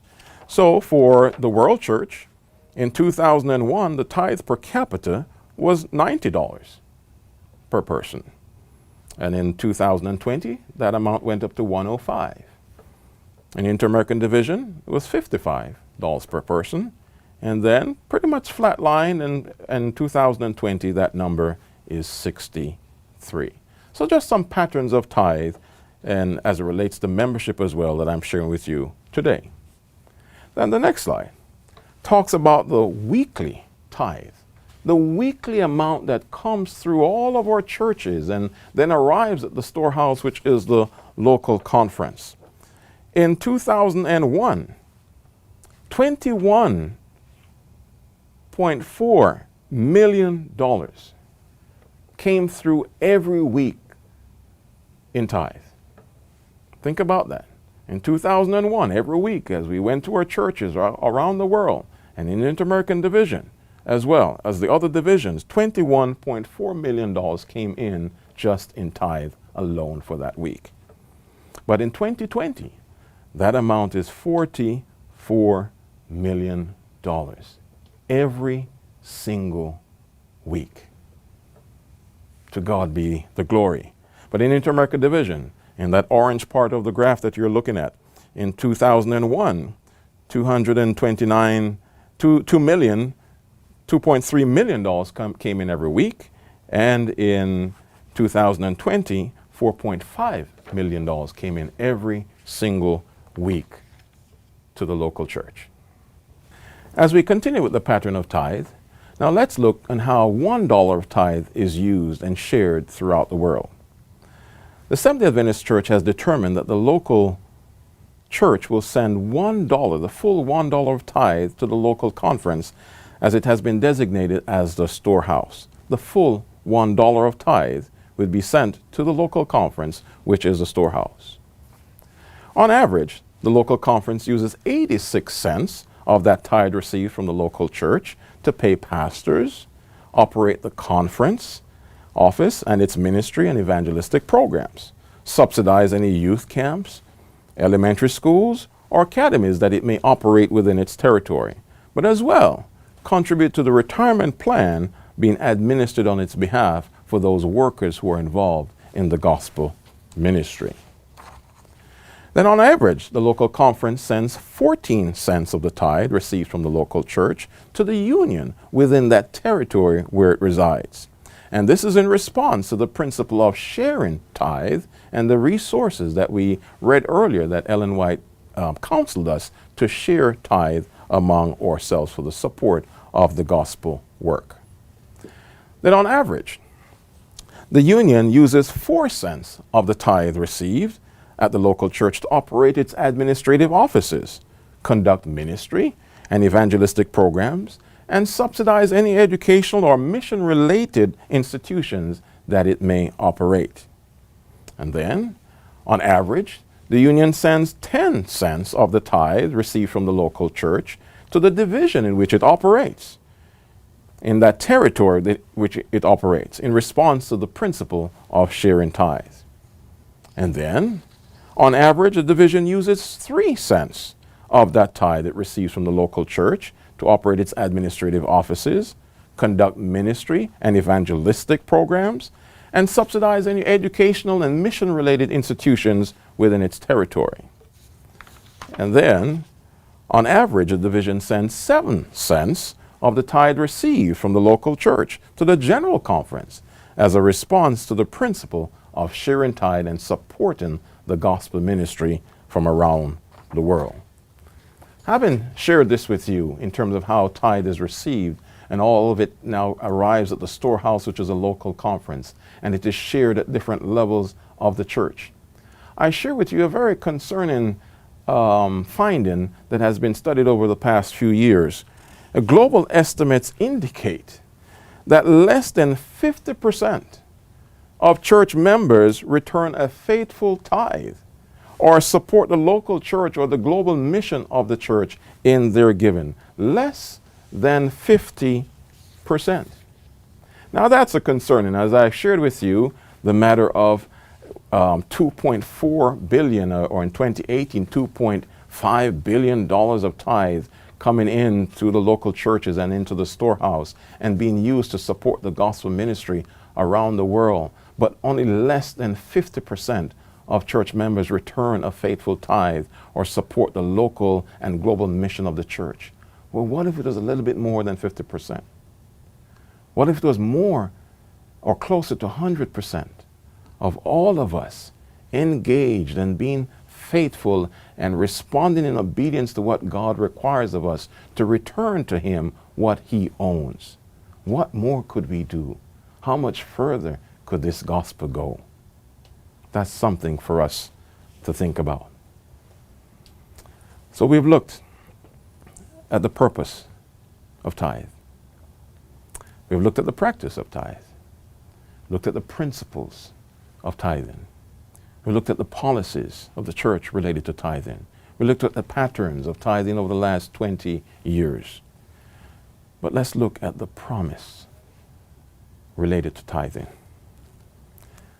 And here we find in Proverbs 3, verse 9 to 10, honor the Lord with your wealth, with the first fruits of all your crops.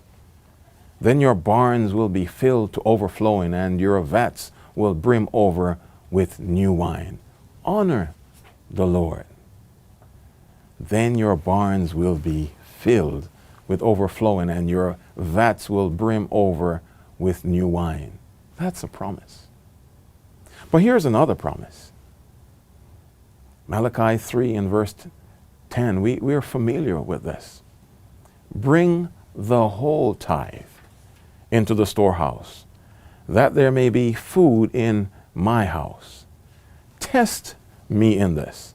Other versions of the scripture says, prove me in this, says the Lord Almighty, and see if I will not throw open the floodgates of heaven and pour out so much blessing that there will not be room enough to store it. That's a promise. Bring the whole tithe and see if I will not throw open the floodgates of heaven and pour out so much blessing that there will not be room enough to store it. Earlier I talked about the covenant relationship. God owns the tithe, and God directs the use of the tithe. And in that understanding, that covenant relationship, there is a blessing for you and for me. But in that covenant relationship as well, there is a blessing for others as the tithe is used to support the gospel ministry of God's church. My first acquaintance with tithing was a lesson that I learned from my father. Every summer, as the mangoes would bloom in the season, my father required of me each summer, to write down every single mango that came off the tree. We could eat the mangoes, but we had to make an accounting. And my accounting career started right back in those summers, making an accounting of those mangoes. Write down an accounting for all the mangoes that came off the tree. Then I remember going with my father. We'd go to the marketplace to find out how much were mangoes being sold for. And what my father would do is price out all of those mangoes that came off that tree, and he would give a tithe to the Lord from those mangoes. He honored the Lord with the increase. He honored the Lord with the increase from those mangoes. Now, you may not necessarily do that, but I'm just saying that to you. That was my first encounter in understanding how to honor the Lord and give him the first fruits of our increase. There is a promise in tithing. Honor the Lord. Bring the whole tithe into the storehouse and see if the Lord will not open the floodgates of heaven and pour out so much blessing that there will not be enough room to even store it. Now I want to close. In this matter of tithing, the tithing system that the Lord has endorsed and has made available to his church, so it can be used for us to overcome our own selfishness, but more importantly as well to support the gospel ministry of the church. All of us who are here today, as we are in this Congress, the Stewardship Congress for the Inter-American Division, as leaders, here is my counsel to you through the words of Ellen White. As we look at the matter of stewardship, let us not look at it just to get more money so we can pay more pastors. It's a relationship that we need to promote, a covenant relationship where our members are obedient to God. Not only they are members, but we ourselves as leaders are obedient to God and the blessing that we receive from God for obedience. But the counsel I leave with us as leaders, for those of us placed in the role of stewardship for these resources of the church, heaven is watching to see how those occupying positions of influence fulfill their stewardship. The demands upon them as stewards are measured by the extent of their influence. God gave us this tithing system. God gave us this tithing system for a purpose. And one of those purposes is to finish this work. So let us rally together, leaders and members. Let us be committed and be faithful. Prove God in this. Test God in this. And see if He'll not open the windows of heaven, that there will not be any room to store it.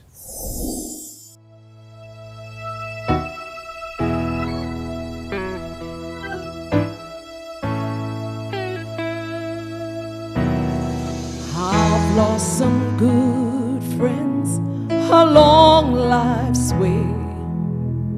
Some loved ones departed, went to rest, but thank God I didn't lose everything. I lost faith in people who said they cared. In the time of my crisis, they were never there. But in my disappointments, in my season of pain, one thing never wavered, one thing never changed.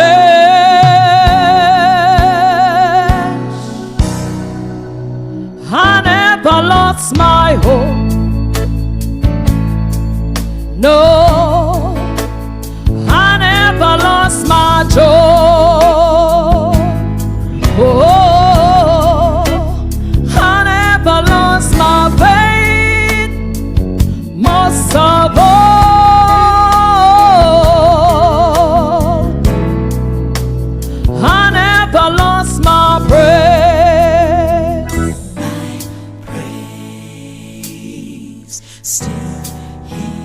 Thank you, Jesus.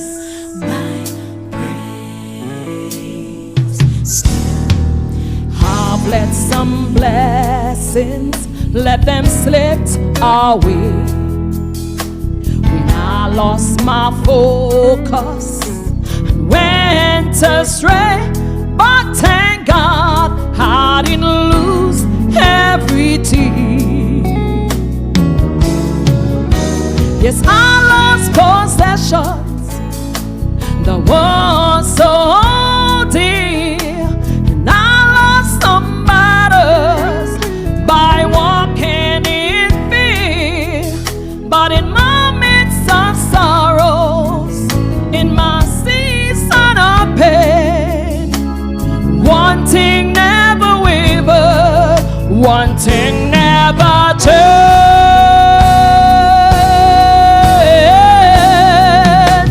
I never lost my hope, never lost my hope. I never lost my joy. The joy of the Lord is my strength. I never lost my faith. Never lost my faith. Most of all, Most of all, most of all, I never lost my praise.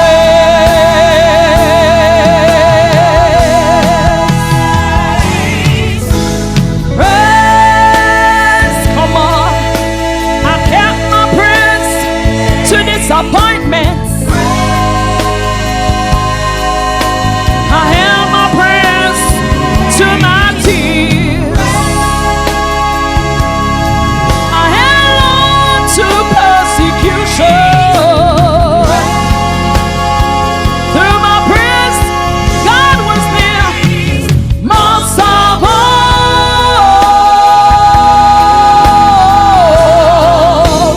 I never lost my praise. I remember when I decided to let go and let God back in my life. The enemy kept telling me, you're gonna face some hard, rough times. The friends that you love so much, they're gonna go. But I wanna let you know, through my hard times, through my rough times, my friends are gone. I never lost my praise. See, I never lost my praise. My praise still here.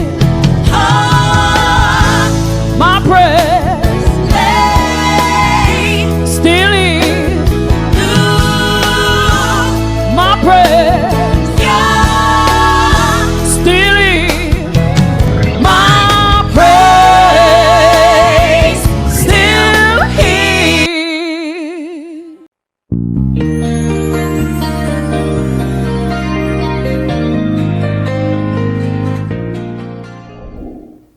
We are happy to be together in this Congress, in this setting. And we receive a word from you, and it's good to have a dialogue and share some questions and answers. For instance, we receive from one of the unions, a representative from the union, who is saying, what is the relation between discipleship and stewardship in the real life, the day-to-day life? Well, I will say that discipleship is making sure that we are living according to Christ. Christ is our model and is the one, the example that we want to follow. And we'll follow him in every aspect of the life.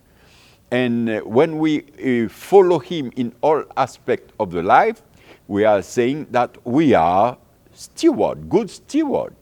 And the good stewardship is making sure that we represent Jesus, God, who entrusts us with all gifts excellent gift, what he gave us, and we want to share it to others.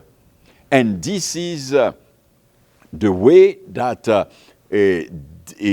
being a good steward, making sure that the way we live in our life, daily life, being faithful to the Word, reading the Word, the Bible, the spirit of prophecy, taking time to pray, to have worship at home, to being available to serve in the church setting, but also the community, being the witness of God, being like Jesus in a sense.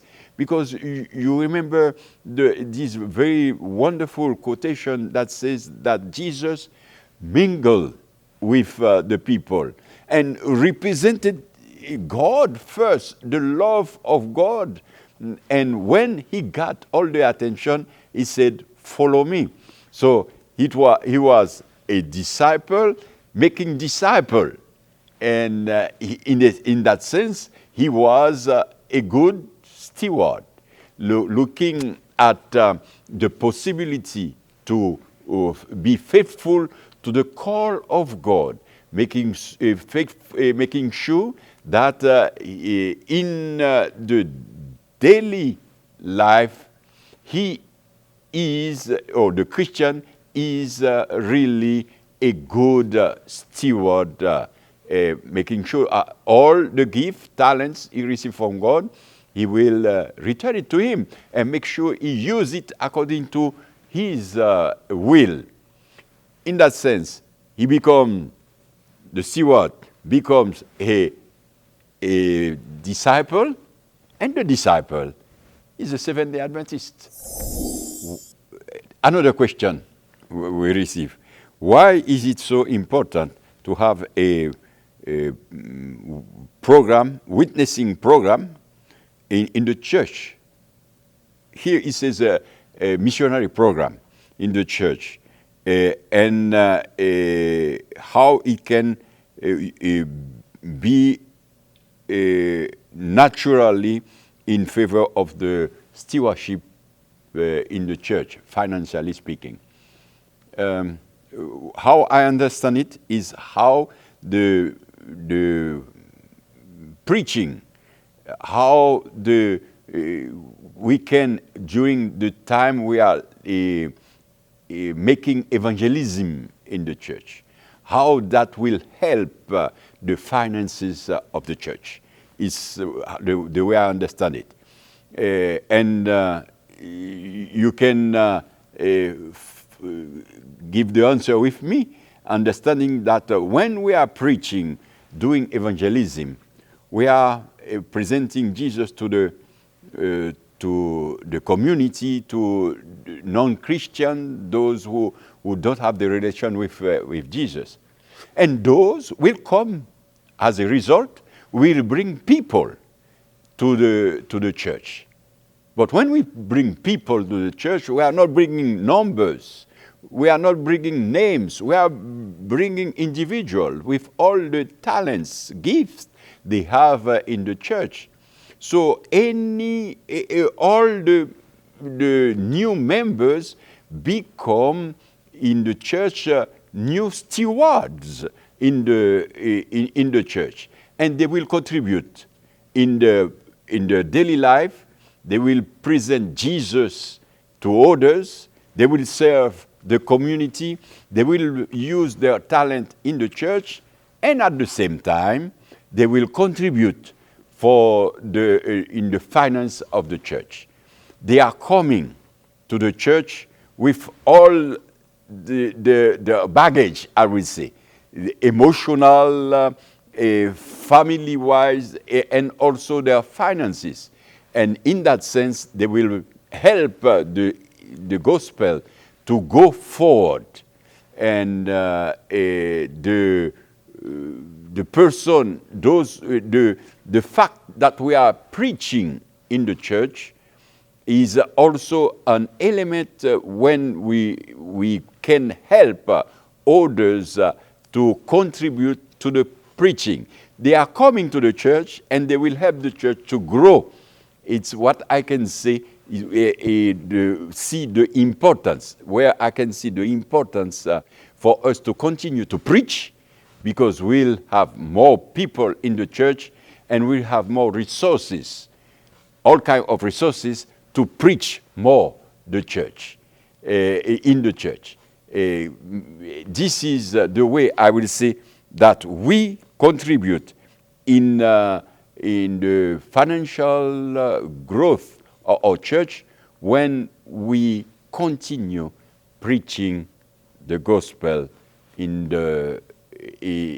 all our campaigns and crusades. Today I want to pray for those who are experiencing loss of health, loss of loved ones, and loss of income. Let us pray. Heavenly Father, we bow in your presence today, grateful for the assurance that you are a God who is willing to listen to your children.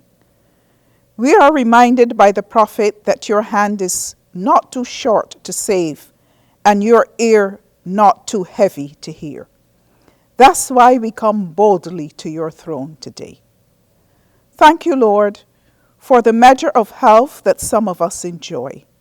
But Father, there are many of your children who are suffering from various ailments, hypertension, stroke, cancer, COVID, whatever it is, anxiety, stress. Lord, we bring them before you today and we ask that according to your will, you will heal.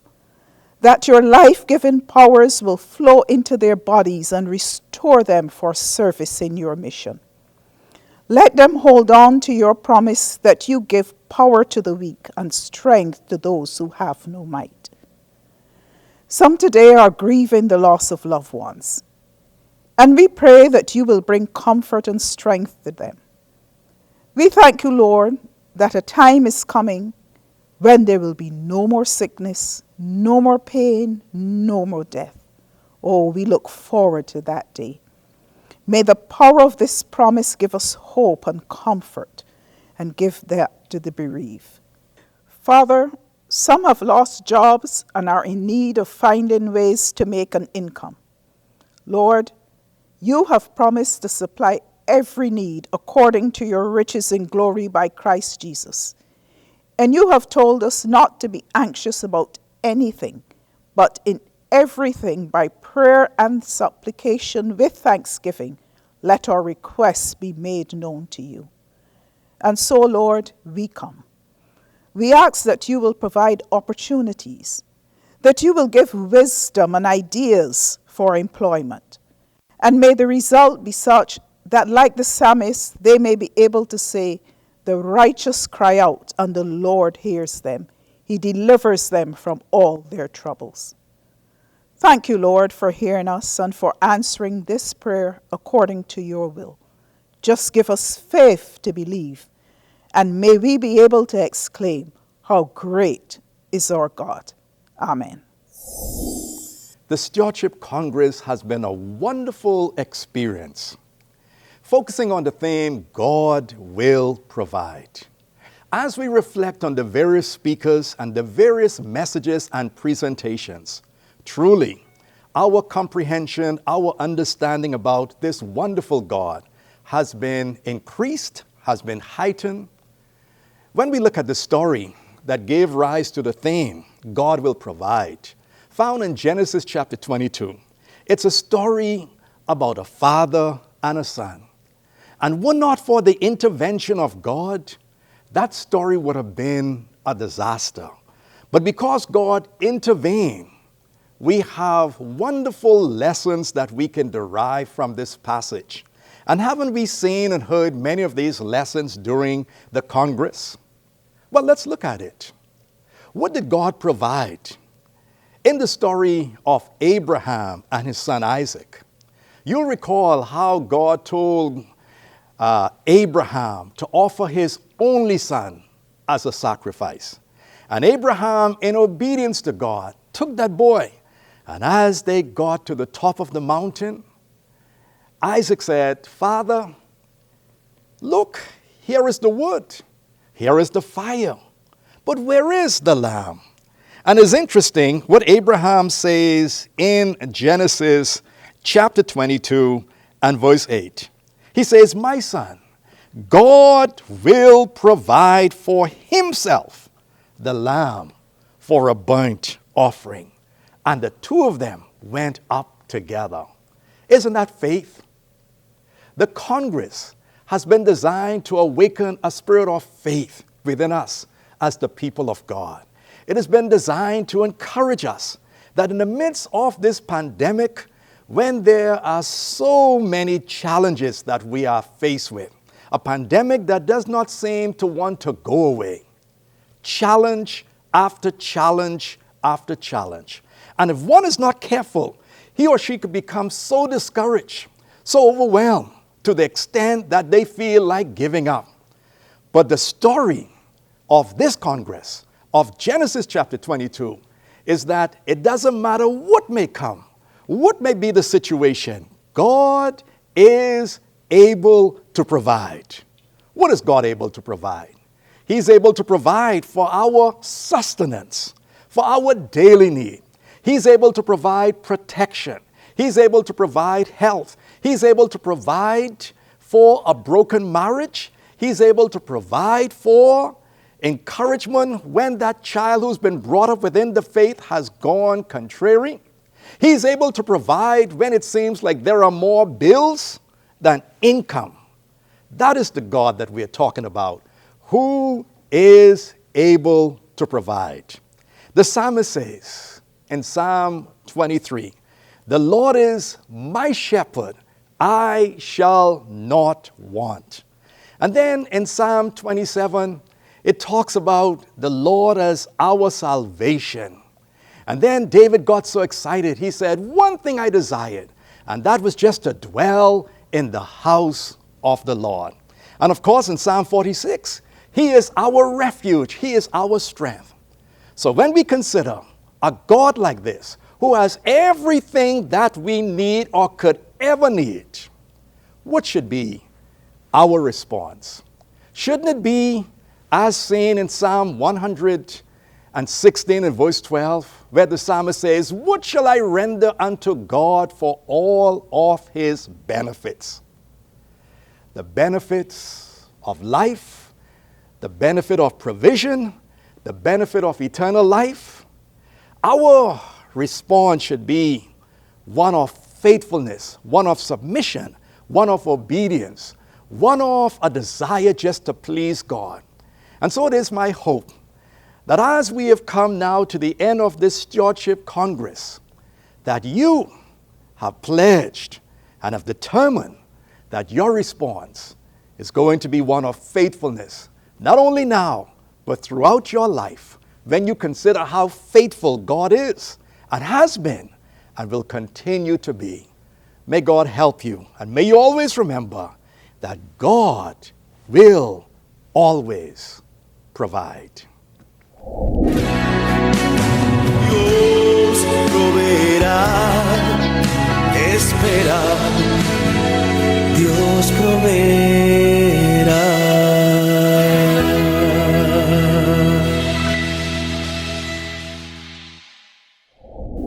What an inspiring and inspirational program. This Congress has been very, very good and informative. We can truly say that God has provided for us. And at this time, I would like to thank all of our participants who made this program a success. We think of our colleagues from the division's headquarters, our administrators, who are so faithful in supporting all of the programs of the Stewardship Department. And then our guest presenters with such timely presentations. Our media team, how can we forget them for the work that they have done in recording and also editing and making it possible that we all can view this program today.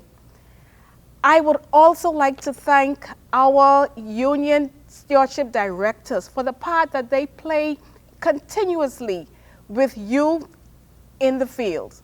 And then you, our faithful members. This program has been put on just for you.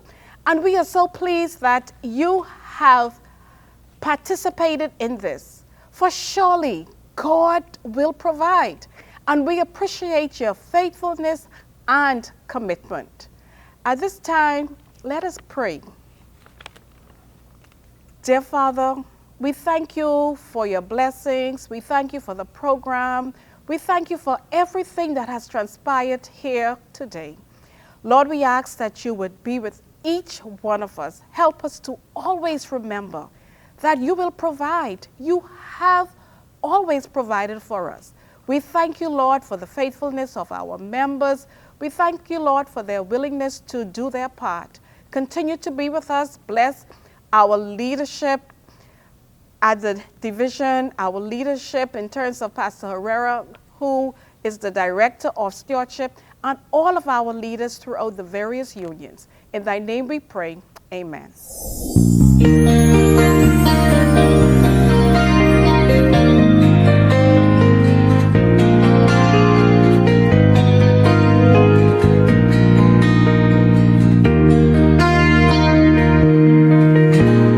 Dios proveerá, aunque a veces parezca imposible. Dios proveerá, proveyó para Elías su pan. Dios proveerá, espera, Dios proveerá. El justo por la fe vivirá, y su pan jamás le faltará. Estoy seguro que Dios proveerá. Espera, Dios proveerá. Dios proveerá, aunque a veces parezca imposible. Dios proveerá, proveyó para Elías su pan. Dios proveerá, espera, Dios proveerá. Recuerdo la historia de Abraham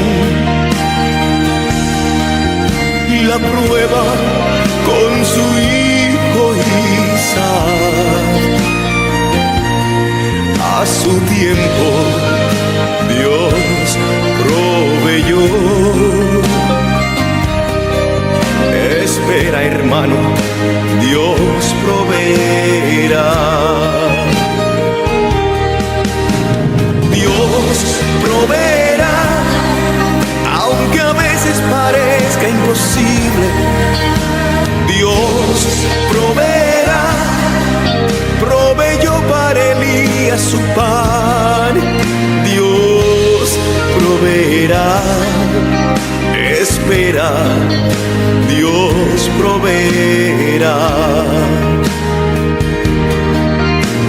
Dios proveerá, aunque a veces parezca imposible.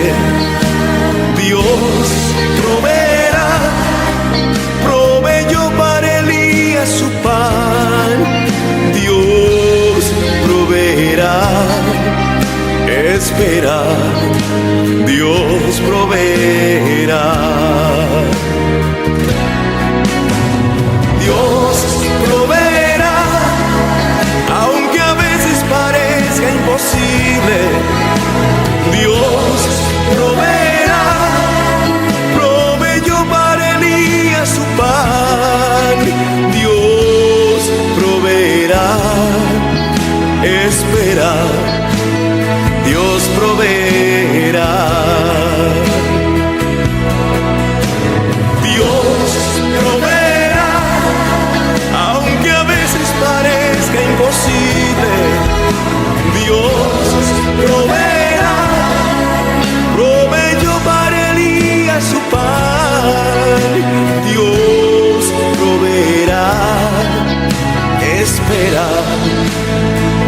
proveerá. Espera, Dios proveerá.